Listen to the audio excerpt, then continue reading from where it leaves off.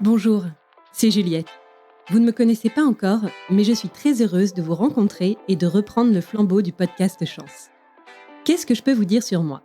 J'ai 34 ans, je suis maman d'une petite fille et j'ai la joie d'être responsable de notre grande communauté de coachs. C'est le premier épisode de l'année. Et qui dit nouvelle année, dit renouveau. Alors nous avons donné un nouveau nom à ce podcast qui s'appelle désormais « Et sinon, le boulot ça va ?»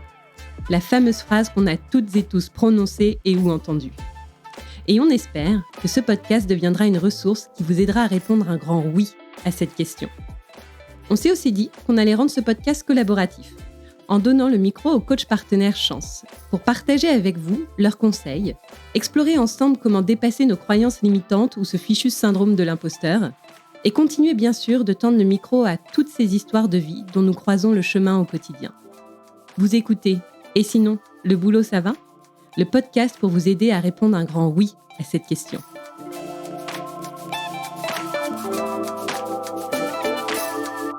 Pour le premier épisode de ce podcast, je prends la parole. C'est le début de l'année, le moment des bonnes résolutions, des routines qu'on souhaite mettre en place pour atteindre un objectif ou juste pour tout simplement nous faire plaisir. Saviez-vous que le mois de janvier est le mois record pour les inscriptions dans les salles de sport ? Lorsque nous décidons de nous lancer dans un nouveau projet, il y a 2 étapes primordiales à bien distinguer. La première, le passage à l'action. La seconde, inscrire ce projet dans la durée. La mise en action fera l'objet d'une capsule dédiée tellement c'est un sujet complexe. Aujourd'hui, nous évoquerons la deuxième étape, celle qui intervient après avoir accompli une action pour la première fois. Celle qui s'étend dans le temps, marquant la transition d'un simple acte ponctuel à une habitude régulière. En général, après avoir accompli quelque chose pour la première fois, on ressent une excitation nouvelle. On se dit « ça y est, j'ai franchi le pas, je l'ai fait, j'ai passé le cap, j'ai découvert et appris plein de nouvelles choses ». Cependant, la question qu'on peut se poser est « comment maintenir cette motivation sur la durée ?» Car une fois passée la phase de nouveauté, comment éviter d'abandonner ? Parfois, notre esprit nous pousse à nous intéresser à une nouvelle chose. Et bien que nous ne laissions pas totalement tomber la première, notre intérêt diminue. Attention, ceci est une illusion. On abandonne réellement la première chose si on ne parvient pas à l'ancrer dans le temps. Cela me donne envie de vous parler de 2 sortes de motivation que nous avons toutes et tous en fonction des actions que nous mettons en place. La motivation intrinsèque et la motivation extrinsèque. Ces 2 notions sont d'ailleurs abordées pendant le bilan de compétences Chance. La motivation intrinsèque, c'est celle qui vient de notre plaisir à faire les choses. Elle ne dépend pas d'éléments extérieurs. Elle va se reposer sur notre curiosité, notre envie de relever de nouveaux défis. On dit généralement que la motivation intrinsèque est tournée vers soi. Elle vise à obtenir une satisfaction personnelle. La motivation extrinsèque se nourrit du résultat, de l'objectif à atteindre ou de la sanction à éviter. Elle peut reposer sur le besoin de reconnaissance que nous avons. Elle est influencée par des éléments externes à soi.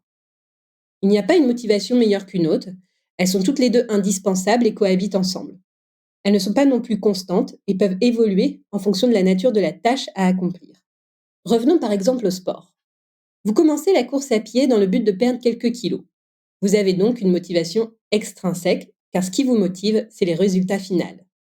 Une fois la première course passée, vous ressentez l'excitation, vous êtes fier de vous, ou vous êtes mis en action. Mais comment faites-vous pour réitérer l'expérience ? Comment inscrire cette action dans la durée ? Premièrement, définissez clairement l'objectif que vous souhaitez atteindre. Quelle distance souhaitez-vous courir ? À quelle allure ? À quelle date souhaitez-vous atteindre cette allure ou cette distance ? Ensuite, vous pouvez définir plusieurs sous-objectifs facilement et rapidement atteignables. Si mon objectif final est de courir le semi-marathon dans 3 mois, alors je me fixe comme sous-objectif de pouvoir courir 10 km à la fin du mois. N'hésitez pas non plus à partager à vos proches ce nouvel objectif. Cela vous engage de manière implicite auprès d'eux et surtout, vous gagnerez une source infinie de soutien de leur part. Pour vous aider à vous organiser, inscrivez concrètement votre action dans votre emploi du temps. Cela peut paraître un peu facile, mais visualiser ce moment dans votre agenda vous aidera à vous y tenir. Ensuite, il faut faire preuve de discipline. Et c'est là que les difficultés peuvent commencer à arriver. votre cerveau trouvera peut-être une excuse pour faire autre chose. Et c'est à ce moment-là qu'il faut s'accrocher. Je dirais même faire preuve de courage pour dépasser toutes les excuses que votre cerveau vous servira sur un plateau pour ne pas réaliser cette action. La bonne nouvelle dans tout ça, c'est que le cerveau a besoin d'uniquement 3 semaines pour ancrer une activité comme une habitude. Une fois les 3 premières semaines passées, cette lutte intérieure disparaîtra. Vous verrez. Au fur et à mesure des séances, vous prendrez du plaisir à pratiquer la course à pied et vous en oublierez peut-être même votre objectif de départ. Cela vous rappelle quelque chose ? Vous êtes donc sur de la motivation intrinsèque. Si nous faisons un parallèle sur la vie professionnelle, il est important d'être au clair sur sa carrière professionnelle, de définir son objectif et les étapes intermédiaires pour l'atteindre. Cela peut par exemple prendre la forme d'un plan d'action. Prenez également le temps d'identifier le type de motivation qui vous anime dans votre travail. Cela peut être un premier élément de réponse sur le sens que vous donnez à celui-ci.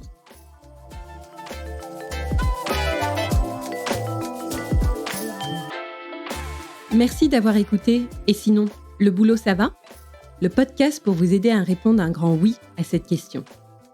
Si cet épisode vous a plu, vous pouvez laisser 5 étoiles sur Spotify, Apple Podcasts ou Deezer. Cela ne semble rien, mais cela aide beaucoup à soutenir le podcast. Vous pouvez aussi m'écrire sur Instagram, @chance_fr.